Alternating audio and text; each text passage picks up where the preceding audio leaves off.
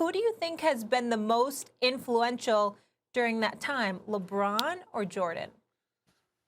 Well, I never ever put LeBron James ahead of Michael Jordan under any circumstances. But I must confess, in the aftermath of George Floyd's killing and all the social justice issues that have taken place, you start thinking about what the nation needs and what have you. It's not to say that Jordan was silent or voiceless, because he certainly was not. But LeBron being younger, being a part of today's generation with the advent of social media and beyond, taking into account his reach and his willingness to be a face and a voice to so many issues that are very, very pertinent in this nation right now and throughout the world right now, I would have to give him that edge. And I never, ever felt that way before until recently in terms of what's transpired. I always think about pioneers who've led the way, and you never want to dismiss their contributions before you take an opportunity to really appreciate and elevate someone else, because the pioneers who set the table play a profound role. Jordan making it acceptable. First, it started with Magic Johnson, with him and Larry Bird, and Magic Johnson and that magnetic smile and his 5 championships and being in 9 NBA finals and ultimately becoming the incredible businessman that he became once his playing career was over. That paved the way for Jordan to take the world by storm, not just with Air Jordan and the aerial assault and the dynamics that he put forth on the court, but obviously he was the kind of guy that really elevated the NBA's mass appeal, not just appealing to a black audience, but appealing to the masses, which was former Commissioner David Stern's dream, to be quite honest with you. God rest his soul. And so you look at all of those different things, and you want to give Jordan credit where credit is due. But then I think about LeBron and think about Ali in terms of when he donated money for the exhibit at the Smithsonian Museum.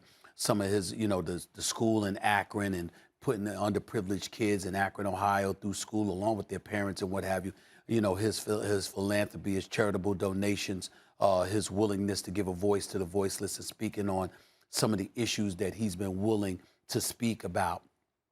I just right now at this particular moment in time, I would have to say when you look at it in its totality, I've got to give it to LeBron James because of what has transpired in the immediate past per se.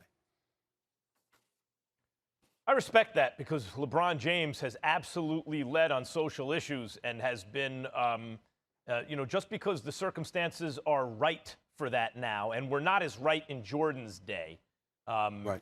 There were fewer media outlets. There wasn't social media, so the athlete wasn't as empowered independently as they are today. Nevertheless, LeBron didn't have to choose to be this way.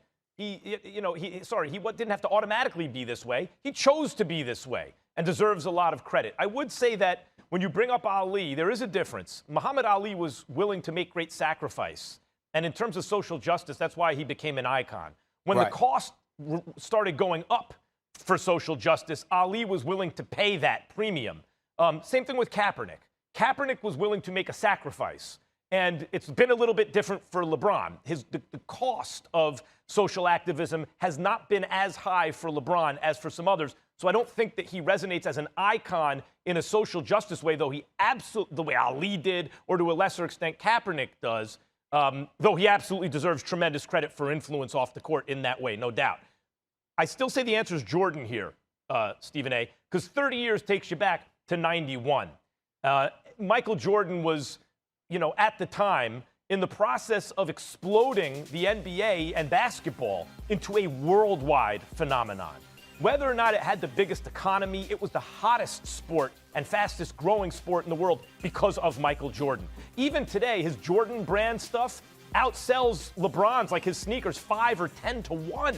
Even today. And speaking of Jordan brand, Stephen A., when you talk about what occurred in the wake of George Floyd's murder, what happened right after that? You know who made the biggest corporate pledge?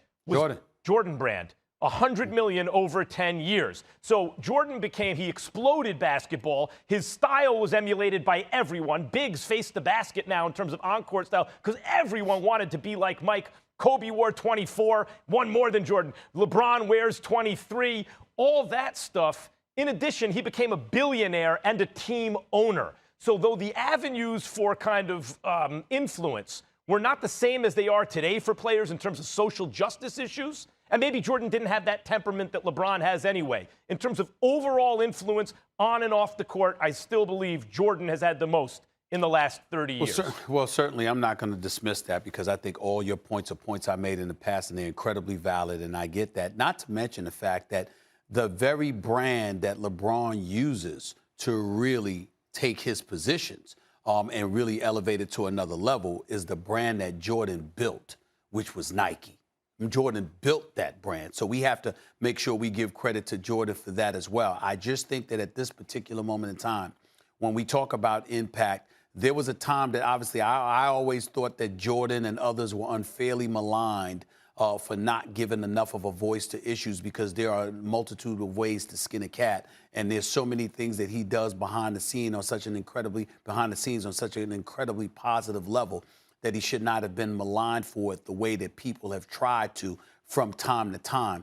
But I think particularly in this day and age, when you consider LeBron's willingness to speak out on such issues and how we lean and depend on him so much to give a voice to a lot of different issues, when you're talking about impact, when you're talking about influence, those things can't be ignored either. And obviously, Jordan had a lot to do with facilitating LeBron being able to do that. So if that was a big reason as to why we want to give Jordan that edge, I'm all for that. But nevertheless, in this day and age, anytime an issue comes about, you're literally waiting to hear what LeBron has to say, particularly as it pertains to African Americans in this country, regardless of what the situation may entail, because he's that big of a figure. Thanks for watching ESPN on YouTube. For live streaming sports and premium content, subscribe to ESPN+.